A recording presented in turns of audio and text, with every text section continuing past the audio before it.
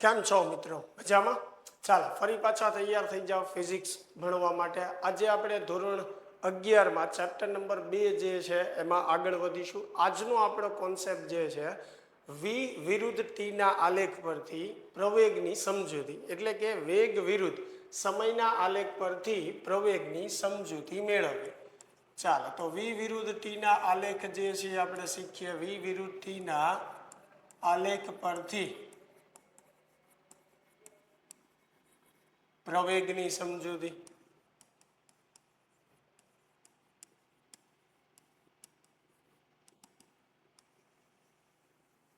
ચાલો સૌથી પહેલો આલેખ જે છે એ આપણે જોઈએ અચળ પ્રવેગી ગતિ. ચાલો સૌથી પહેલો આલેખ જે છે એ આપણે અચળ પ્રવેગી ગતિનો જોઈએ. હવે અચળ પ્રવેગી ગતિ એટલે શું?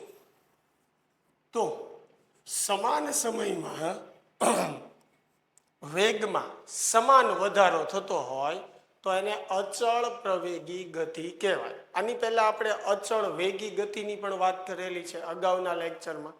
તો અચળ વેગી ગતિ માટે આપણે શું કીધું હતું કે સમાન સમયમાં સમાન અંતર કપાતું હોય તો એ અચળ વેગી ગતિ થઈ. હવે એવી જ રીતે સમાન સમયમાં સમાન વેગમાં વધારો થતો હોય તો એ અચળ પ્રવેગી ગતિ કહેવાય. એનો આલેખ આવી રીતે આપણને રેખીય મળે, બરોબર? એટલે આ આલેખમાં તમે જુઓ સતત વેગમાં શું થાય છે? વધારો, પણ સમાન સમયમાં સમાન વધારો થાય છે, એટલે એને અચળ પ્રવેગી ગતિનો આલેખ કહેવાય.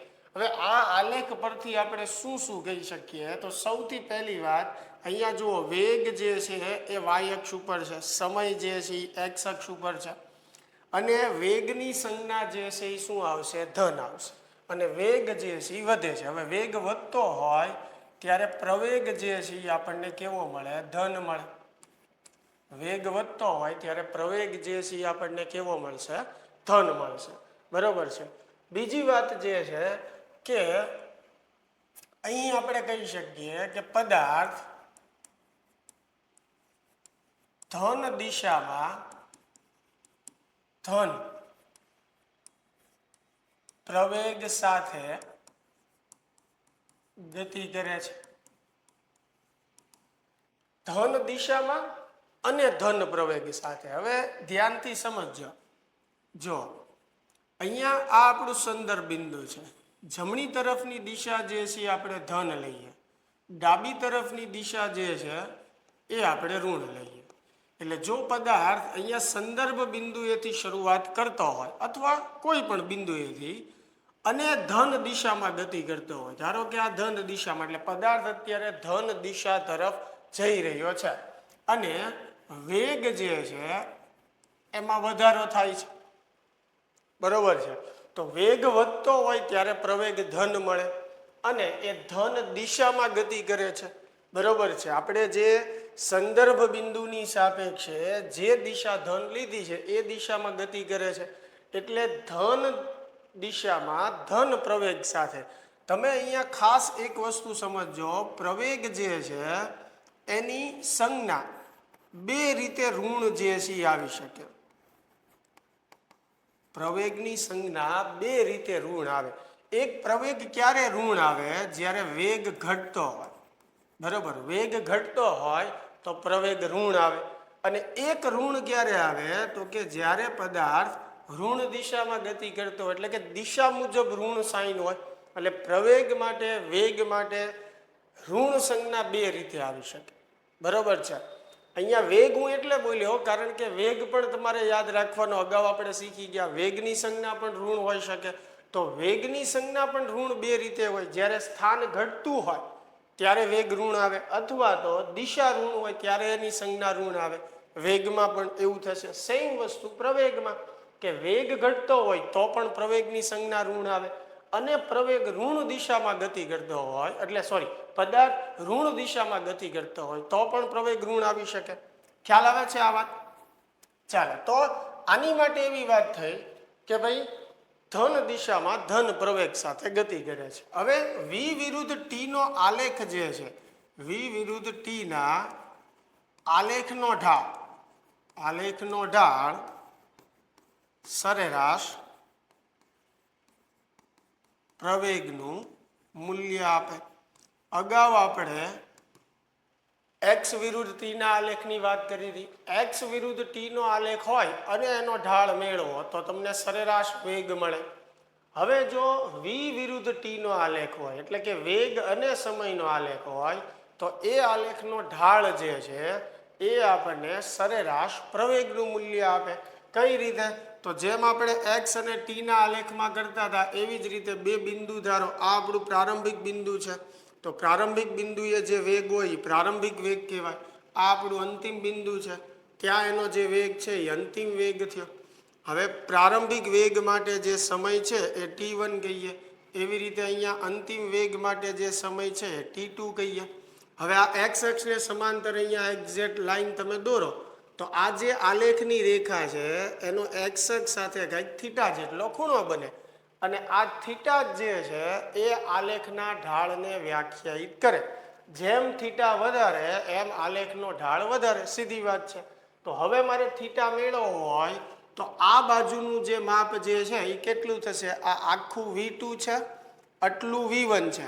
તો V2 માંથી V1 બાદ કરો એટલે આ શું થશે? V2 માઇનસ V1 થશે.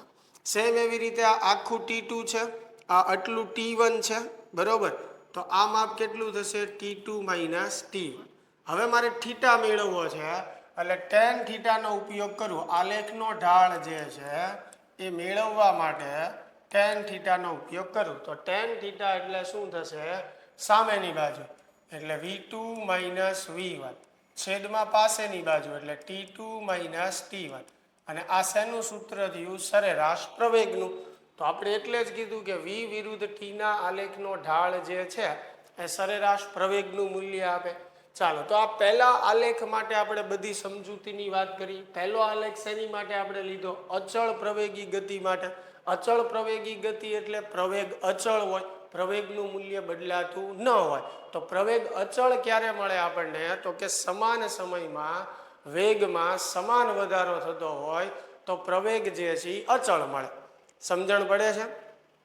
હવે આ આલેખનો ઢાળ આપણને સરેરાશ પ્રવેગનું મૂલ્ય આપે એટલે એ કેમ મેળવવાનું એ પણ આપણે શીખ્યા. ખ્યાલ આવે છે?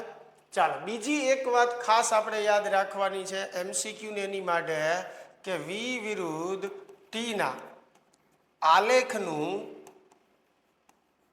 ક્ષેત્રફળ, વી વિરુદ્ધ ટીના આલેખનું ક્ષેત્રફળ સ્થાનાંતર કે પથ લંબાઈ નું મૂલ્ય આપે. એક્સ વિરુદ્ધ ટીના આલેખ ઉપરથી આપણને એક જ વસ્તુ મળે કે આલેખનો ઢાળ મેળવો તો તમને વેગ મળે સરેરાશ. પણ જો વેગ વિરુદ્ધ ટીનો આલેખ તમને આપેલો હોય તો એની ઉપરથી તમે બે વસ્તુ મેળવી શકો. એટલે કે વી વિરુદ્ધ ટીના આલેખ પરથી બે માહિતી આપણને મળે કે જો આલેખનો ઢાળ મેળવો તો પ્રવેગ મળે અને આલેખનું ક્ષેત્રફળ મેળવો તો સ્થાનાંતર કે પથ લંબાઈ મળે. હવે એની ગણતરી કેમ કરવાની એ આપણે MCQમાં જોશું, પણ આ ખાસ યાદ રાખવાનું છે કે આમાંથી આપણે શું શું મેળવી શકીએ છીએ. ચાલો, આ પહેલા આલેખની વાત થઈ. હવે બીજો આલેખ જોઈએ આપણે, અચળ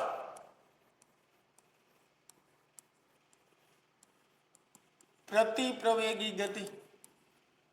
ચાલો, હવે આમાં પણ પ્રવેગ અચળ જ છે, બરોબર? અને પ્રવેગ ક્યારે અચળ હોય? ત્યારે સમાન સમયમાં વેગમાં થતો ફેરફાર એક સમાન હોય અથવા તો સમાન સમયમાં વેગમાં થતો વધારો કે વેગમાં થતો ઘટાડો એક સરખો હોય એટલે પ્રવેગનું મૂલ્ય અચળ હોય. પણ વેગ વધતો હોય તો પ્રવેગ આપણને ધન મળે. એટલે આની પહેલાના આલેખમાં મેં ખાલી પ્રવેગ લખ્યું હતું.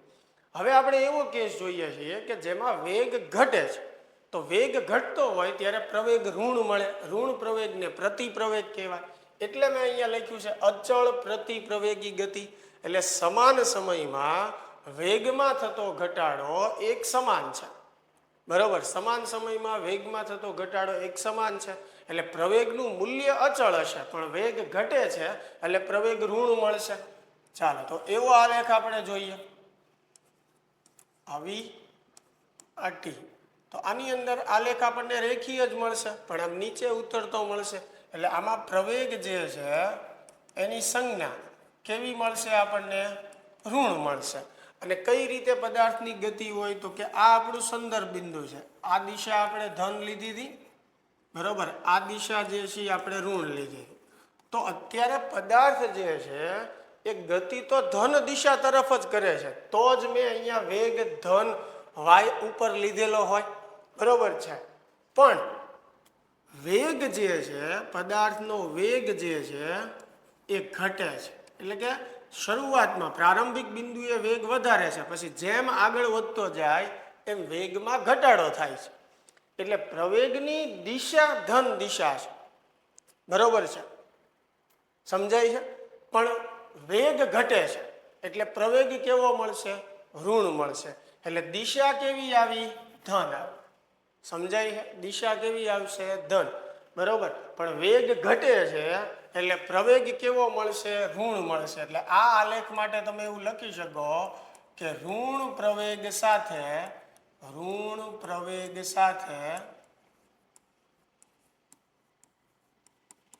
ધન દિશામાં ગતિ, બરાબર. ઋણ પ્રવેગ સાથે ધન દિશામાં ગતિ, અથવા ધન દિશામાં ઋણ પ્રવેગ સાથે ગતિ. જેમ લખો બે એક જ છે, પ્રવેગની સંજ્ઞા ઋણ આવશે, બરાબર, પણ ધન દિશામાં ગતિ કરે છે એટલે આપણે લખ્યું છે.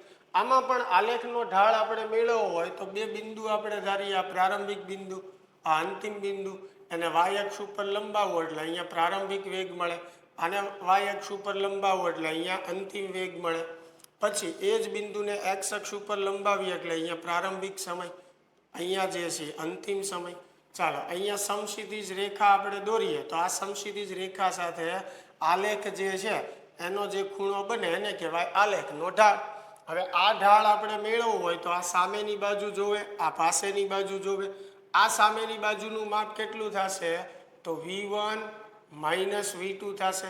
આ આખું હવે કેટલું છે? V1 છે. આ કેટલું છે? V2. તો V1 માંથી V2 બાદ કરીએ એટલે V1 માઇનસ V2 વધે, એટલે કે આ બાજુનું માપ. ચાલો તો આલેખનો ઢાળ આપણે જોઈતો હોય તો tan થીટા બરાબર સામેની બાજુ, થીટાની સામેની બાજુ એટલે V1 માઇનસ V2 છેદમાં પાસેની બાજુ.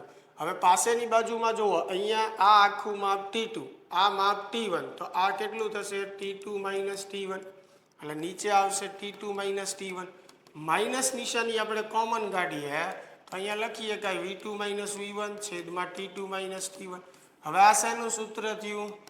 સરેરાશ પ્રવેગનું. તો જુઓ સંજ્ઞા ઋણ આવી. હવે અગાઉ પણ આપણે શીખેલા છીએ કે વેગ ઘટતો હોય, બરોબર છે, તો પ્રવેગ જે છે કેવો આવશે? ઋણ આવશે. તો આ બીજો આલેખ હતો, અચળ પ્રવેગી ગતિ માટેનો છે, પણ આમાં પ્રવેગ ઋણ મળે છે એટલે આપણે એને પ્રતિપ્રવેગ કહેશું. સમજણ પડે છે? ચાલો આ બીજો આલેખ છે. એની પછી ત્રીજો આલેખ આપણે જોઈએ.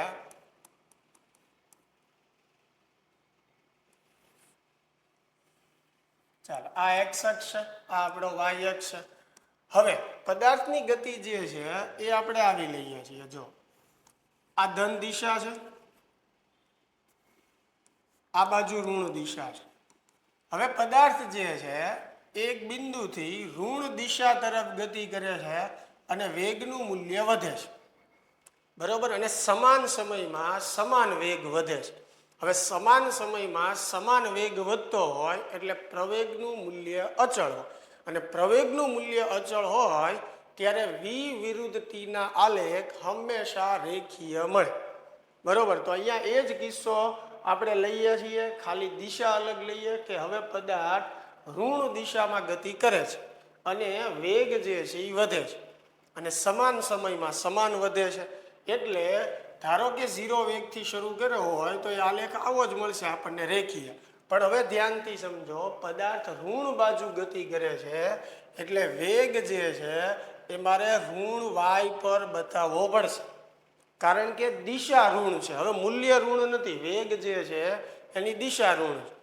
વેગ વધે જ છે સમાન સમયમાં એટલે પ્રવેગનું મૂલ્ય જે છે એ અચળ છે, એટલે આલેખ જે છે એ રેખીય આવશે. આલેખનો ઢાળ કેમ મેળવવાનો એ આગળના કેસમાં આપણે વાત કરી, એટલે હવે દરેક આલેખમાં આપણે ઢાળ મેળવીને બતાવવાની જરૂર નથી. બે આલેખમાં તો આપણે શીખ્યા, દરેક આલેખમાં એવી જ રીતે મળશે. બરોબર. હવે તમે સમજો કે સમાન સમયમાં સમાન વેગ વધે એટલે પ્રવેગ અચળ છે, એટલે આલેખ રેખીય જ છે, પણ દિશા કઈ છે? ઋણ છે. એટલે ધ્યાનથી સમજજો કે ઋણ દિશામાં પદાર્થ ગતિ કરે છે, એટલે આપણે એમ કહી શકીએ કે ઋણ પ્રવેગ સાથે ઋણ દિશામાં ગતિ. બરોબર. હવે ધ્યાનથી સમજજો, આ બંને ઋણ શબ્દ પ્રવેગના મૂલ્ય માટે નથી, દિશા માટે છે. કારણ કે પદાર્થ સંદર્ભ બિંદુથી ઋણ દિશા તરફ ગતિ કરે છે, એટલે પ્રવેગની સંજ્ઞા ઋણ છે. સમજાય છે? મેં તમને પહેલા જ સમજાવ્યું કે બે રીતે ઋણ નિશાની આવી શકે, એટલે ખાસ એ મગજમાં રાખજો જેથી કરીને કન્ફ્યુઝન ન થાય. એક ઋણ નિશાની ક્યારે આવે? જ્યારે વેગ ઘટતો હોય ત્યારે પ્રવેગમાં ઋણ નિશાની આવે, અને એક ઋણ નિશાની આવે દિશા મુજબ. તો અહીંયા તો વેગ વધે જ છે, બરોબર છે, એટલે પ્રવેગની સંજ્ઞા એ મુજબ ઋણ નથી આવવાની. પણ પદાર્થ ઋણ દિશામાં ગતિ કરે છે એટલે પ્રવેગની સંજ્ઞા ઋણ આવવાની છે. ખ્યાલ આવે છે? એટલે લખ્યું છે કે ઋણ પ્રવેગ સાથે ઋણ દિશામાં ગતિ. ચાલો, ક્લિયર થાય છે? આ પણ અચળ પ્રવેગી ગતિનો જ આલેખ છે. ચાલો, ચોથો એક આલેખ આપણે જોઈએ.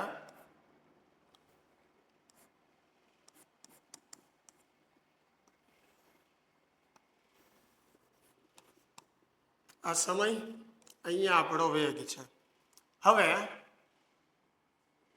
આલેખ જે છે એ કંઈક આ રીતે છે. અહીંયા સમય જે છે આપણે ટી કહી દઈએ, અહીંયા સમય જે છે એ T1 કહી દઈએ. હવે આની અંદર જુઓ, પદાર્થની ગતિ ધન દિશા બાજુઈ છે અને ઋણ દિશા બાજુઈ છે. એટલે કઈ રીતે ગતિ હોય તો સમજો કે સૌ પ્રથમ જે છે પદાર્થ જે છે તમે જુઓ, અહીંયાથી ગતિની શરૂઆત કરે, પછી વેગ જે છે ઘટે છે. હવે આલેખ ધ્યાનથી જુઓ, આ આલેખ છે રેખીય છે. હવે રેખીય આલેખ છે એટલે પ્રવેગ જે છે અચળ જ હોય. પ્રવેગ અચળ પણ નીચે તરફ આવે છે આલેખ, બરોબર. એટલે વેગ ઘટે છે. વેગ ઘટે છે એટલે પ્રવેગની સંજ્ઞા જે છે કેવી હોય? ઋણ હોય, બરોબર. પણ વેગ તમે જુઓ ધન બાજુ જ છે, એટલે એનો અર્થ એવો થયો દિશા ધન જ છે. સમજાય છે? તો 0 થી લઈને ટી સમય સુધી પદાર્થ જે છે એ ધન દિશામાં ઋણ પ્રવેગ સાથે ગતિ કરે છે, બરોબર. 0 થી લઈને ટી સમય સુધી. પછી ટી થી T1 એટલે આ ભાગ આવી ગયો. જુઓ, ટી થી T1 જુઓ એટલે આની જેવો જ આલેખ છે. ઋણ પ્રવેગ સાથે ઋણ દિશામાં ગતિ. સમજણ પડે છે? તો આ આલેખમાં બંને કોમ્બિનેશન છે કે ટી સમય સુધી ધન દિશામાં ઋણ પ્રવેગ સાથે ગતિ કરે છે, ટી થી T1 સમય સુધી ઋણ પ્રવેગ સાથે ઋણ દિશામાં ગતિ કરે છે. એટલે આમાં બંને વસ્તુ આપણે સમજવાની છે કે દિશા મુજબ ઋણ સંજ્ઞા ક્યારે આવશે, અને જ્યારે વેગ ઘટતો હોય ત્યારે ઋણ નિશાની કઈ રીતે આવી છે. ખ્યાલ આવે છે? ચાલો, તો આ જે છે એ આખું વિરુદ્ધ ટીના આલેખ પરથી પ્રવેગની સમજૂતી થઈ ગઈ. મિત્રો, અત્યાર સુધીમાં ચેપ્ટરમાં આપણે સ્થાનાંતર, પથ લંબાઈ, સરેરાશ વેગ, સરેરાશ ઝડપ, તત્કાલીન વેગ, તત્કાલીન ઝડપ, સરેરાશ પ્રવેગ અને તત્કાલીન પ્રવેગ, આ બધી વસ્તુ જે છે એ સમજ્યા છીએ. કોન્સેપ્ટ એના સમજ્યા. સાથે સાથે એક્સ વિરુદ્ધ ટીના આલેખ પરથી ગતિની સમજૂતી, વેગની સમજૂતી, અને એવી જ રીતે વી વિરુદ્ધ ટીના આલેખ પરથી પ્રવેગની સમજૂતી. એટલા ટોપિક જે છે આપણે ચેપ્ટરમાં અત્યાર સુધીમાં આપણે શીખ્યા છીએ. અને આ બધી વાતનું કન્ક્લુઝન શું છે તો એક વસ્તુ ખાસ સમજો કે સ્થાનમાં ફેરફાર થાય, સ્થાનમાં ફેરફાર થાય તો વેગ ઉત્પન્ન થાય, અને વેગમાં ફેરફાર થાય તો પ્રવેગ ઉત્પન્ન થાય, બરોબર. સમાન સમયમાં સમાન અંતર કપાય તો એને અચળ વેગી ગતિ કહેવાય. સમાન સમયમાં સમાન અંતર કપાતું હોય તો, અને સમાન સમયમાં સમાન વેગનો ફેરફાર હોય, પછી એ વધતો હોય કે ઘટતો હોય તો અચળ પ્રવેગી ગતિ કહેવાય. એટલે કે પ્રવેગનું મૂલ્ય જે છે એ અચળ હોય. બરોબર. બીજી વાત જે છે કે સમયની સાપેક્ષે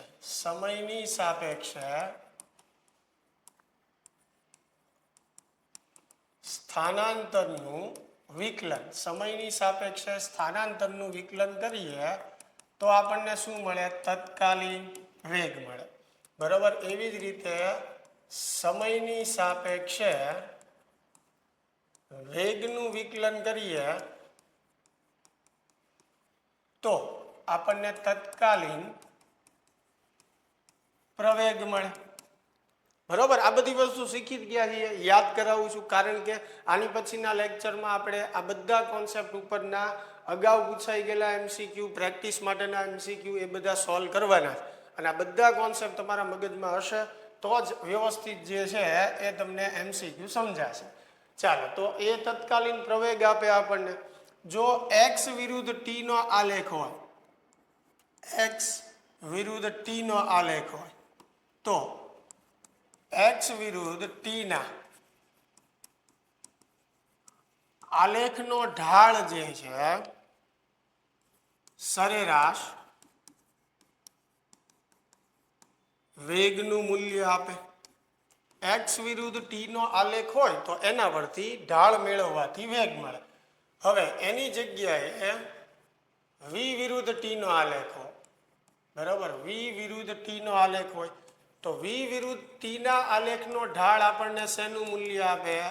સરેરાશ પ્રવેગનું મૂલ્ય આપે. બરોબર.